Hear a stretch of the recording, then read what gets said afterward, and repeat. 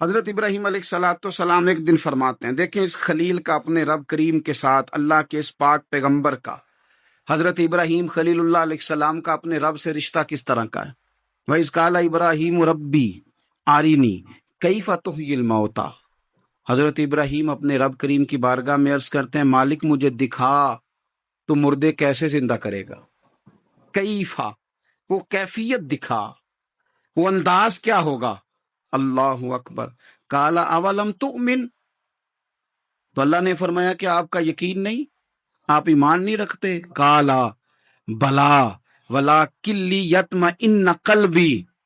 کہا مالک ایمان تو ہے پر میں اطمینان قلبی کے لیے پوچھ رہا ہوں، تاکہ میرے دل کو قرار ہو جائے، میں وہ کیفیت دیکھ لوں، وہ کیفیت۔ امام غزالی وہ روایت لائے ہیں جس میں فرمایا کہ یقین اس طرح سیکھا کرو جس طرح تم قرآن سیکھتے ہو، یقین سیکھو، اطمینان قلبی حاصل کرو، آگے بڑھو۔ اگر کسی جگہ تم سمجھتے ہو کہ تمہیں کچھ سوالوں کے جوابات کی ضرورت ہے تو وہ تلاش کرو، لیکن یہ کہ اطمینان قلبی، مالک مجھے دکھا، تو میرے مالک نے کیا فرمایا، قال فخذ اربعۃ من الطیر، کہا 4 پرندے لے لیں آپ، فَسُرْهُنَّ إِلَيْكَ، پھر انہیں اپنے ساتھ مانوس کر لیں، ثُمَّ اجْعَلْ عَلَى كُلِّ جَبَلٍ مِّنْهُنَّ جُزْءًا، اور پھر ان کا ایک ایک ٹکڑا نا مختلف پہاڑوں کے حصوں پہ رکھ دیں، ہر پہاڑ پر ایک ایک ٹکڑا رکھ دیں۔ 4 پرندے لے لیں، 4 پرندے لے لیے حضرت ابراہیم نے۔ مفسرین نے لکھا ہے مور تھا، کبوتر تھا، کوا تھا، مرغا تھا، 4 پرندے لے لیے، آپ سے وہ پیار کرنے لگے، مانوس ہو گئے، پھر ان کو اللہ کے حکم سے ذبح کیا، کھال اتاری، ان کا قیمہ بنایا، گوشت کو آپس میں مکس کر دیا، پھر ان کو مختلف پہاڑوں پہ رکھا ایک ایک جز، پھر فرمایا ثم ادعوہن یاتینک سعیا، پھر آپ نہ وہاں رکھ کے ان کو بلائیے، وہ آپ کی طرف دوڑتے ہوئے چلے آئیں گے۔ ان کا قیمہ بنا دیا، گوشت مکس کر کے جناب ابراہیم نے مختلف پہاڑ کے حصوں پہ رکھا، پھر آواز دی، جس کا ٹکڑا تھا وہ وہاں سے چلا،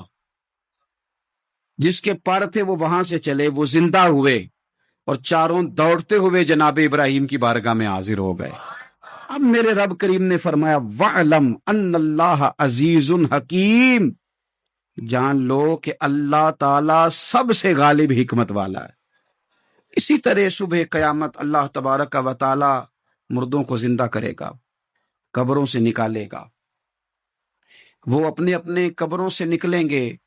ان کی ہڈیاں جوڑی جائیں گی۔ کیف تکفرون باللہ وکنتم امواتا فاحیاکم ثم یمیتکم ثم یحییکم ثم الیہ ترجعون، تم کیسے انکار کرتے ہو اپنے رب کا، حالانکہ تم مردہ تھے، اس نے تمہیں زندہ کیا، پھر تمہیں مارے گا، پھر تمہیں زندہ کرے گا، ثم الیہ ترجعون، پھر تم اسی کی طرف لوٹ کر جاؤ گے۔ صبح قیامت وہ کھڑا کرے گا، جناب ابراہیم کو وہ نقشہ دکھایا گیا، فرمائے اس طرح قبروں سے نکالا جائے گا،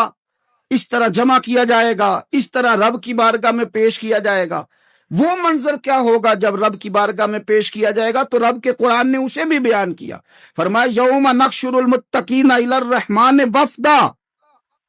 جو متقی پرہیزگار ہوں گے نا، اللہ سے ڈرنے والے، انہیں جب رب کی بارگاہ میں پیش کیا جائے گا تو مہمان بنا کے پیش کیا جائے گا،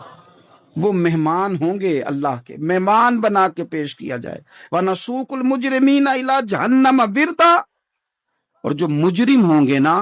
انہیں پیاس سے ہانکا جائے گا جہنم کی طرف، اس طرح چرواہا بکریوں کو ہانکتا ہے، اس طرح پیاس سے ہانکے جائیں گے۔ اللہ تعالی ہمیں اطمینان قلبی دے دے، یقین کامل کی دولت دے دے، اللہ ہمیں سمجھ دے دے کہ ہمیں صبح قیامت اٹھنا ہے، مالک کی بارگاہ میں کھڑے ہونا ہے، اللہ کے حضور حاضر ہو کے